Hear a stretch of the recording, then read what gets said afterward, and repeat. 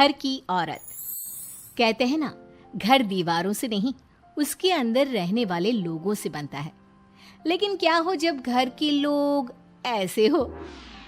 सारा दिन खाती रहती हो, सोती रहती हो, कोई काम नहीं है तुम्हारे पास। ऊपर से बहू के आ जाने के बाद तो तुम और निकम्मी हो गई हो। दिखावे के लिए हाथ में माला पकड़ ली है, बाकी कोई काम नहीं करती। अरे कैसी बात कर रहे हैं? अब तो बहू आ गई है, अब तो मेरी बेइज्जती करना बंद कर दीजिए। जैसे तैसे मेरी तो जिंदगी कट गई, गालियां खा खा कर। अरे उस बेचारी को तो छोड़ दीजिए। तभी बेटे के जोर जोर से चिल्लाने की आवाज आती है। कहा था ना तुमसे रिजाइन कर दो, क्यों नहीं किया? और ये पर्स लटका कर कहाँ निकली? चलो कमरे में, काम करो घर का। बहू बेटे की लड़ाई सुनकर सास ससुर बाहर आ जाते हैं। सामने खड़ी होती है नई नवेली बहू रीमा। देख लीजिए माँ जी, शादी से पहले तो मेरे माँ पापा के सामने कहा था कि शादी के बाद नौकरी करने देंगे, लेकिन अब क्या कह रहे हैं? तो तुम माँ जी को क्यों बोल रही है बहू? तब उसका मन रहा होगा, अब नहीं है। पर पिताजी, उसके मन से मेरा करियर तो नहीं चल सकता ना। ससुर को बहू की बात पर गुस्सा आ जाता है। वो बेटी की तरफ देखता है। पापा से जबान लड़ाती है, रुक। ये बोलकर वो पत्नी को खींचकर कमरे में ले जाता है और बंद कर देता है। ये सब देखकर सास दुखी हो जाती है। पति के जाने के बाद सास बेटी से कहती है, देख बेटा, अब जमाना कुछ और है। तेरे पिता ने घर में औरतों की कद्र नहीं की, लेकिन तू ऐसा ना बन। शहर की समझदार पढ़ी लिखी लड़की से शादी की है तूने, उसका ख्याल रखा कर, तमीज से पेश आया कर। जा, बहू को कमरे से बाहर ले आ। लेकिन बेटा नहीं मानता और बहू कमरे में सारा दिन बंद रहती है। शाम को बेटा बाहर जाता है कि सास चाय और बिस्कुट लेकर बहू के कमरे में जाती है। बहू बेटा ये ले, चाय पी ले। रो रो कर कैसी शक्ल बना ली है बेटा। माँ जी, ये कैसे लोग हैं? आप कैसे मैनेज कर रही हैं? ऐसे थोड़ी ना होता है माँ जी। घर की औरतों को तो पिताजी और ये इंसान समझते ही नहीं। क्या करूं बेटा, मैंने तो जैसे तैसे सह लिया, लेकिन तू ना सहना। दोनों बात कर ही रहे थे कि ससुर आ जाते हैं। अच्छा, तो अब बहू को भड़का रही हो? बहुत दिन हो गए मार खाए, अब क्या बहू के सामने खाओगे? जाओ यहां से, और जरूरत नहीं है ज्यादा इस लड़की को सर पर चढ़ाने की, समझी? बहू को ससुर की बात पर गुस्सा आ जाता है, लेकिन वो कुछ नहीं कहती। आए दिन बहू देखती है कि कैसे उसकी सास और उसके साथ उसका ससुर और पति गंदा व्यवहार करते हैं। फिर एक दिन, ये क्या बनाया है? खाना बनाना नहीं आता क्या? ये बोलकर वो खाने की भरी सारी थाली फेंक देता है। अरे बेटा कोई बात नहीं, शांत हो जा, मैं अभी बाहर से कुछ मंगवा देता हूँ। हाँ पापा, ऑर्डर करिए। ऐसे खाने से तो पेट भरने से रहा। वैसे खाना तुमको बनाना आता नहीं और बाहर जाकर नौकरी करना चाहती हो। अरे तुम जैसे को तो पूछते भी नहीं है बाहर। बहू को पति की बात पर गुस्सा आता है, तभी सास बोल पड़ती है। तेरे से ज्यादा पढ़ी लिखी है, वो तो तूने इसे कहा था कि तू नौकरी करने देगा तो तुझसे शादी कर ली, वरना ना ही करवाते इसके माँ बाप तुझसे शादी इसकी। और कमाती भी ये तेरे जितना ही है बेटा। बहू हैरान रह जाती है कि जो सास खुद के लिए एक बार भी खड़ी नहीं हुई, वो उसके लिए बेटे को भी भला बुरा सुना रही है। उसकी नज़र में सास की इज्जत और बढ़ जाती है। वो सास को देखकर ये सब सोच ही रही थी कि उसके कान में एक जोर से चांटे की आवाज आती है। किसको किसको मार पड़ी? वो देख ही रही होती है कि उसकी नज़र जमीन पर बैठी सास पर पड़ती है। अभी तो धीरे से मारा, फिर जुबान खोली ना तो ऐसा मारूंगा कि कान के पर्दे फट जाएंगे। सास रो रही थी। बेटा और पति वहां से चले जाते हैं। पिताजी अच्छा किया माँ को जोर का चांटा लगाकर, आगे से जबान खोलने से पहले 4 बार सोचेंगी। बड़ी आई। दोनों हंसते हुए वहां से निकल जाते हैं। बहू सास को उठाती है और पानी देती है। मैंने ये दिन रोज देखे हैं बहू, लेकिन तू नहीं सहना। तू अपना जीवन अपने अनुसार जीना। शादी के वक्त मैंने तेरी माँ से बात करने की कोशिश की थी, उन्हें बताया था, लेकिन वो नहीं मानी। बहू सास को पकड़कर रोने लगती है। वो इसलिए नहीं मानी क्योंकि वो मेरी सगी माँ नहीं है। माँ जी, जिस तरह से आप मेरे लिए खड़ी हुई है ना, मेरी माँ भी नहीं हुई। बेटा मैं तेरा भला चाहती हूँ, तू नौकरी इस घर में रहकर तो नहीं कर पाएगी, एक काम कर, इस घर से चली जा, पैसे कमा और खुश रह। माँ जी, हो सकता है कल तक मैं आपके इस फैसले को मान जाती, लेकिन आज नहीं। माँ जी, आप यहाँ इस नर्क को झेले और मैं आपको छोड़कर चली जाऊं? नहीं, कभी नहीं।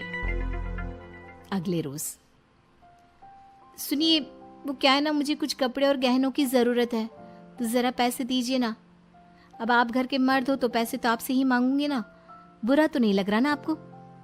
नहीं नहीं, बुरा क्यों लगेगा, ये लो कार्ड, कर लेना शॉपिंग। अगले रोज, बिजली का बिल आया है 10,000 का, भर दीजिएगा। इतना बिल कैसे आ गया? बेटा वो क्या है ना, सारा दिन बहू घर में रहती है तो कमरे में एसी और टीवी चलता रहता है। अब कम से कम बाहर जाए तो 4 पैसे कमा कर लाए, लेकिन हम लोगों को थोड़ी ना औरत की कमाई खानी है, वो तो मर्द ही करता है ना।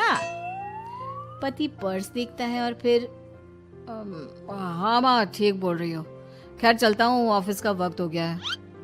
पति ऑफिस से पिता को फोन करता है। पापा, घर के खर्चे तो बढ़ते ही जा रहे हैं, ऊपर से महंगाई आप देख रहे हैं। मैं सोच रहा हूँ क्यों ना मीना को नौकरी के लिए हाँ कर दूं, 4 पैसे ही लाएगी ना घर में। वो तो तू ठीक बोल रहा है, लेकिन ये औरत की जात, कल को 4 पैसे कमाने लगे तो यह नहीं कि सर पर चढ़कर नाचे। हाँ पिताजी, बात तो सही है, वो तो आप हैं जो माँ को मुट्ठी में रखा है, वरना मेरी वाली तो। खैर, सोचते इस बारे में। शाम को पूरा परिवार साथ बैठा होता है। वो कल पनीर की सब्जी बनानी है तो थोड़े पैसे देकर जाना। और हाँ, कीर्तन भी रखा है संडे को, उसके लिए सामान की लिस्ट बना दी है, ले आना। पापा को दे दो, वो ले आएंगे। अरे पापा कहाँ से ले आएंगे, मेरे पास नहीं है पैसे वैसे। लो, पैसे ही नहीं है? मेरे पापा की जेब तो हमेशा नोटों से भरी रहती है। बेटा, लक्ष्मी को जो पूजता है ना, उसके पास लक्ष्मी रहती है। जो घर की औरतों को मारे पीटे, वो भला कैसे लक्ष्मी का लाभ ले सकता है? वाह वाह, क्या बात है, तो जबान खुल रही है तुम्हारी। लगता है भूल गई पुरानी मार और डांट, क्या? हाँ माँ जी, शांत हो जाइए, मैं नहीं देख सकती आपको मार खाता, और फिर हो सकता है कि मैं आपको बचाने आऊं तो ये भी मुझे मारे। ठीक है बहू, मैं कुछ नहीं कहती, तू ये लिस्ट बस दे दे, मैं चलिए आराम करने। फिर अगले रोज, सुनिए जी, वो मायके जाना है, वो क्या है ना, शादी के बाद से गई नहीं, तो ट्रेन की टिकट बुक करवा देना। तो मैं भी तो साथ जाऊंगा ना तुम्हारे। तो ठीक है, फिर फ्लाइट की ही टिकट करवा दीजिए।